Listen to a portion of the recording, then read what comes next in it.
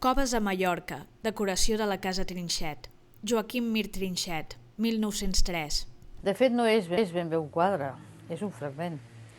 És un fragment d'una pintura mural que el Mir va fer pel menjador de la casa del seu oncle, que es deia Avelino Trinxet. La casa era una casa preciosa, completament modernista, que va desaparèixer, millor dit, es va enderrocar a l'any 69. Les pintures es van salvar perquè eren bones pintures i eren d'en Mir, i en aquell moment ja començava a tenir un cert valor. El que passa és que les pintures recobrien totes les parets de dos menjadors de la casa.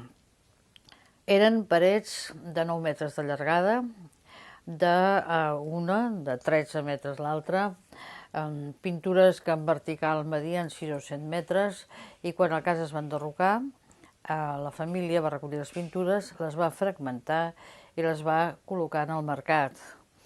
Això explica que aquesta pintura no sigui una pintura concebuda com la resta dels paisatges del Mir, amb una unitat visual, sinó que amb la imaginació podeu estendre la vista cap amunt, cap avall, cap als costats, per trobar-ne la continuïtat d'aquesta obra, perquè és un fragment d'una totalitat.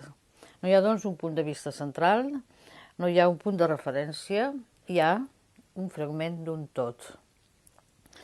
Les pintures van ser fetes amb la idea de Mallorca, on Mir estava en aquell moment, entre 1899 i 1904, de manera que quan anava i venia, donat que tenia el seu taller a la golfa de la casa de l'oncle, i donat que l'oncle pagava la seva estada a Mallorca i comercialitzava els seus quadres, l'oncle li va demanar al Mir que li fes la decoració del menjador.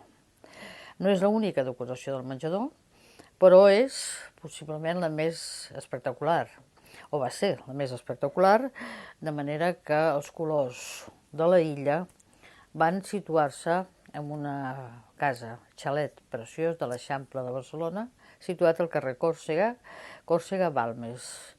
La casa va merèixer el Premi de l'Ajuntament de Barcelona en 1905, era obra de l'arquitecte Puig i Cadafalch, i era una autèntica joia del modernisme del moment. Per el segon menjador, en Mir va fer, que era més petit, una altra sèrie de pintures més tard, però entre les primeres i les segones hi va haver un fet molt important en la vida del Mir, i és que es va accidentar a Mallorca, va ser retornat a Barcelona amb estat greu i va ser internat, després de la seva curació física, a l'Institut Pere Mata de Reus, on s'hi va estar gairebé 2 anys, i llavors ja no va tornar a Barcelona. D'allà, al Camp de Tarragona, es va situar un poble a 12 quilòmetres, a Espujols. Ella va descobrir un nou paisatge i va canviar l'etapa mallorquina per sempre, ja no va tornar mai més a Mallorca.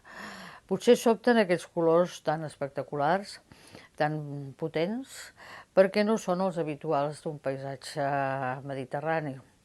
De fet, en aquesta tela no hi ha referències al paisatge, només a la vibració dels colors. I aquesta vibració es produïa a Mallorca quan Mir pintava a dins d'un barranc.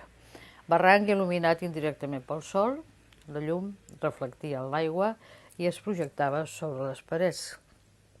Aquests colors no eren, per dir-ho d'alguna manera, els habituals dels paisatges que el Mir feia, ni que feia ningú, però eren absolutament decoratius, que era l'objectiu que es pretenia amb aquestes pintures. Integrar-se en un conjunt en el qual hi van treballar museistes, guixaires, ebenistes, gent del metall, gent de la vidriera, fins i tot la llar de foc la va fer l'escultor Llimona, o sigui, un conjunt d'artesans absolutament mestres del seu ofici de l'època modernista, per tant, hi encaixaven perfectament bé.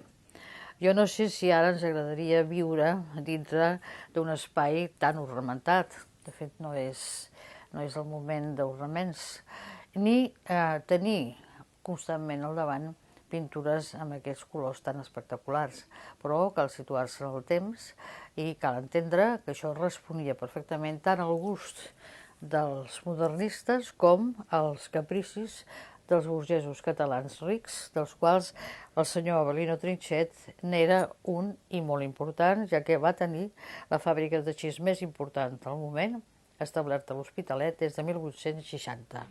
O sigui, aquest home, capritxós, ric, va poder pagar-se una casa fantàstica, que avui no hi és, malauradament.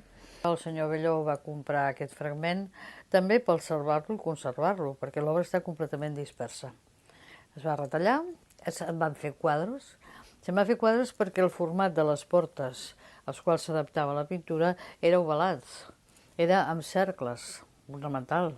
Per tant, es van haver de quadrar i fins i tot es van firmar.